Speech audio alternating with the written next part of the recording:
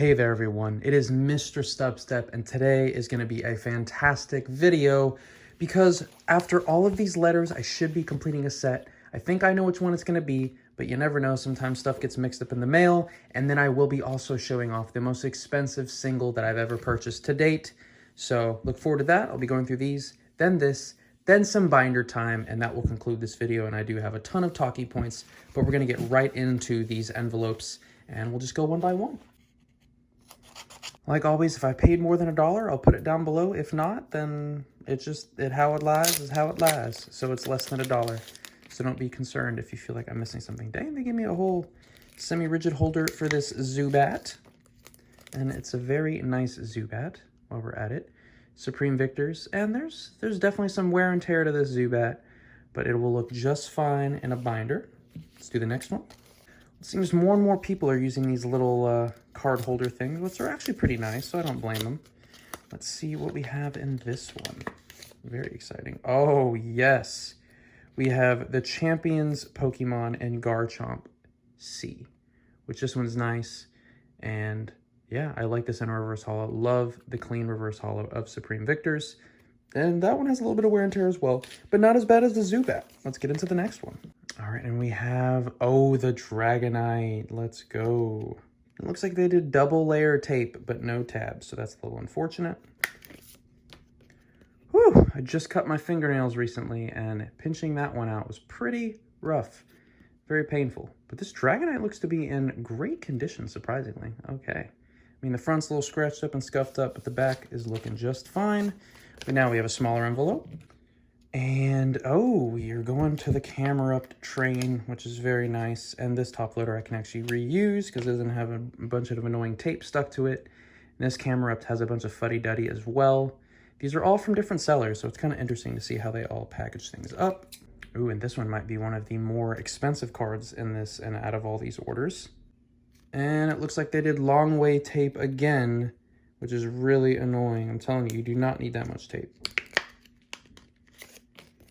And it is a Hidden Fate sleeve. Would you look at that?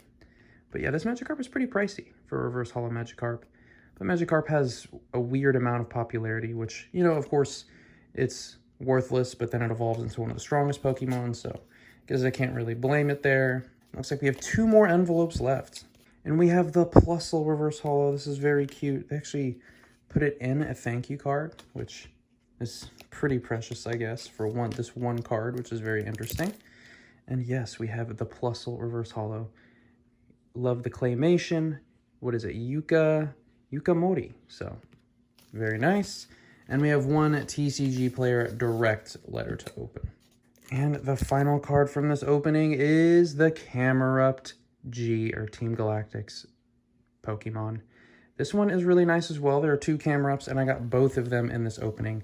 But here are all the cards that we got for Supreme Victors, which is really nice. I think all of them are reverse holos. So that should close out this set, which is very exciting. And of course, you guys will see that in the binder portion. But next, we do have the most expensive card that I've ever purchased.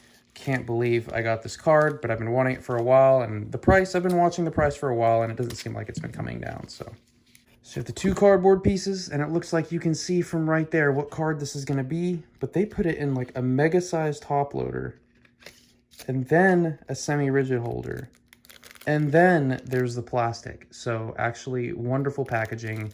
And I know you guys are probably looking at this like, keep it sealed, keep it sealed. Heck no. This is going in the binder. And so I am breaking that seal.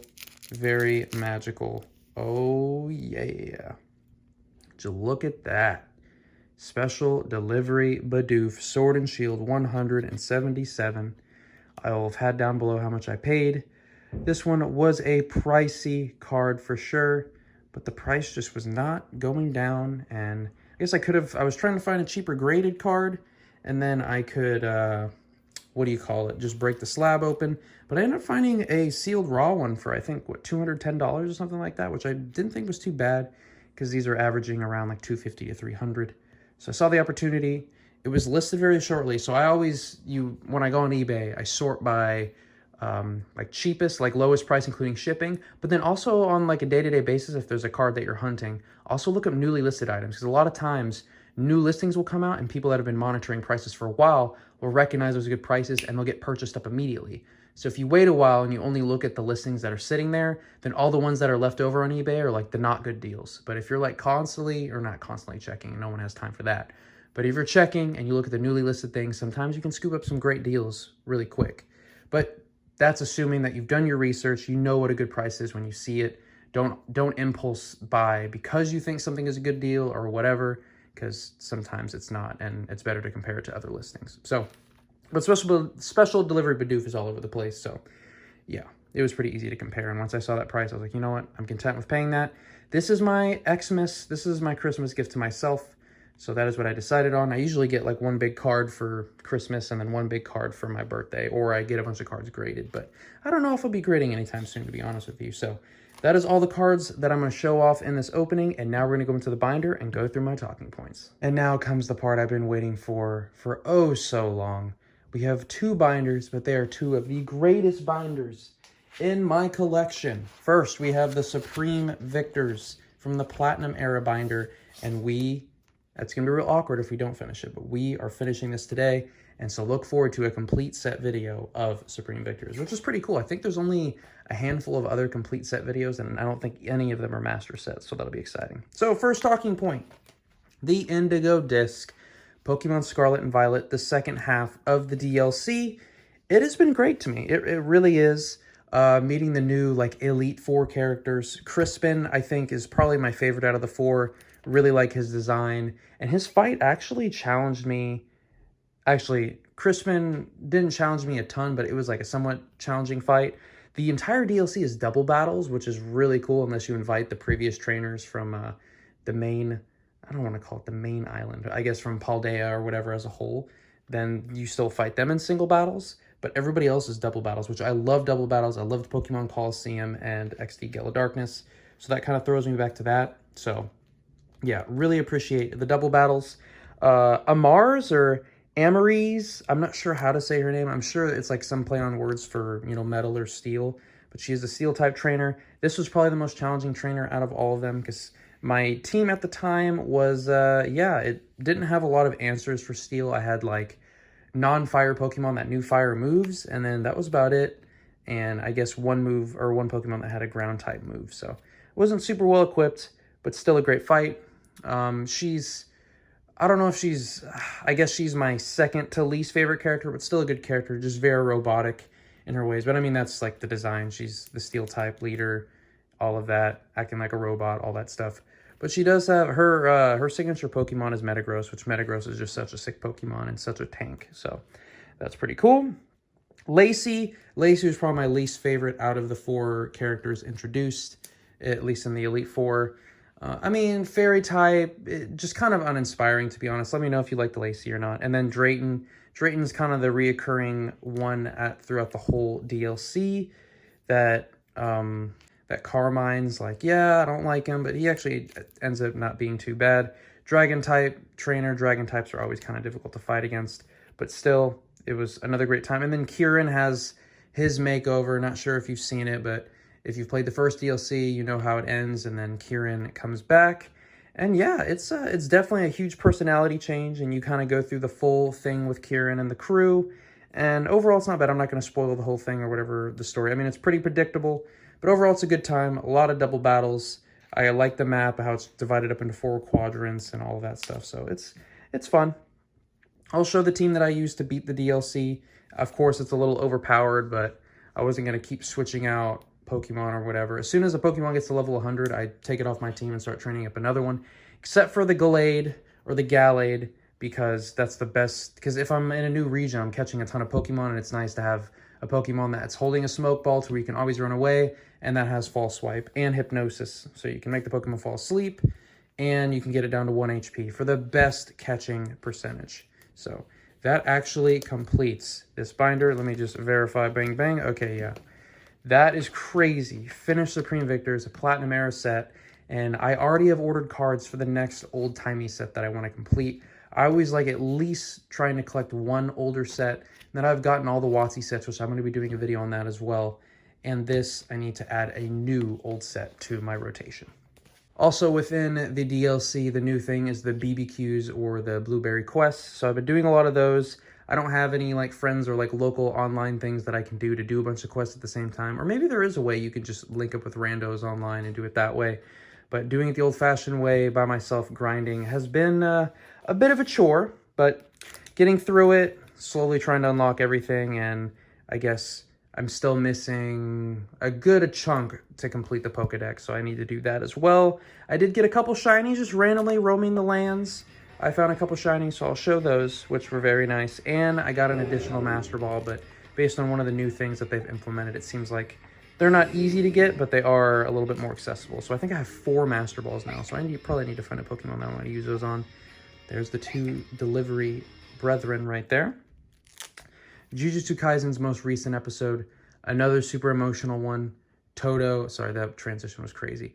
Todo and Itadori just fighting, and it's getting really good. The way that it ended, it was, I don't want to say it was surprising, but very satisfying. There were some sacrifices, and I'm very much looking forward to the next episode. Somebody at work was like, oh yeah, they're going to go on another hiatus, and that like gave me a mini heart attack, because I was like, they better not be stopping.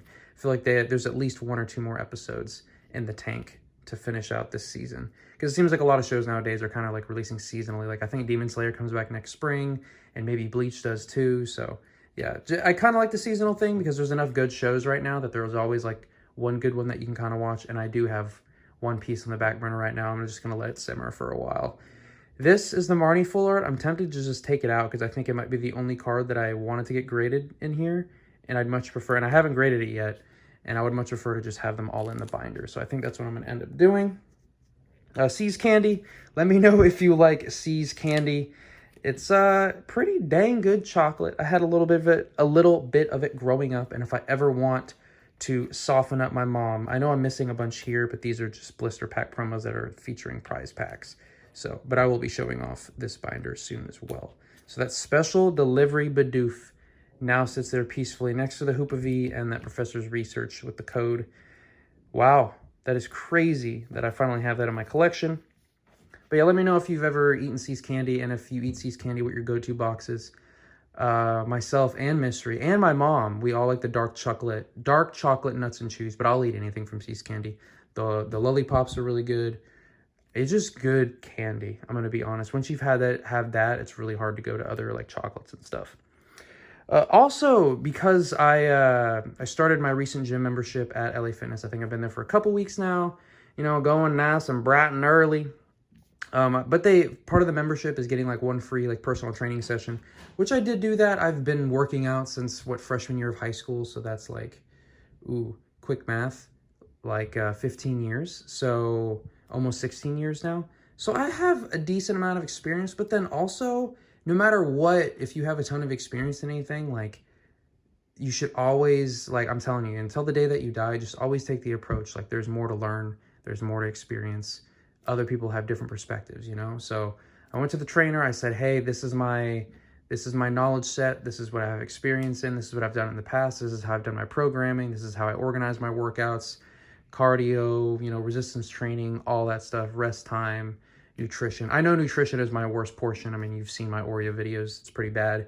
But I mean, she was able to show me things that I've never done before, and like little minor things like you just never think about. I watch a lot of, you know, fitness videos on YouTube too, but you're never gonna be able to capture anything. So just when you think you have like a complete knowledge on something, like you can have a ton of knowledge and be confident and teach others, but still be open. I mean, I know so many teachers, even myself when I've taught, you can learn a ton from your students. So just remain open-minded. I'm not sure where that came from, but I just wanted to, I stood on my soapbox there for a little bit. I did order another big promo. Not as big as the special delivery Bidoof, but it's another big promo. I'm sure if you've been paying attention to the Pokemon card news at all, you probably can figure out which promo it is. If you've watched my channel, you know what cards I've been getting.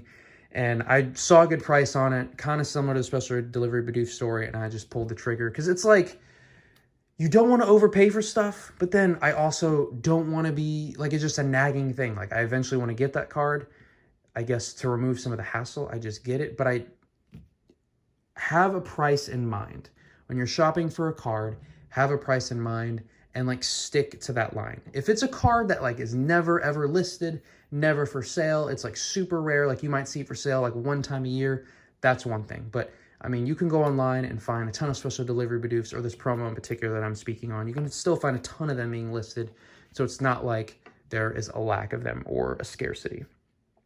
Also at work, one of the people that I work with, I guess, they provided like gifts.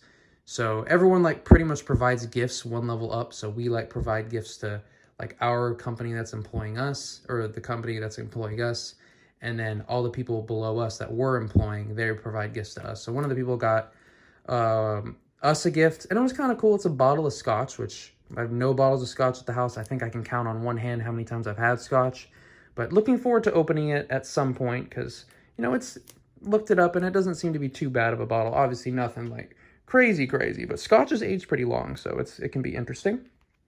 The I guess this is my final talking point. So the San Antonio Regionals, I just finished it up.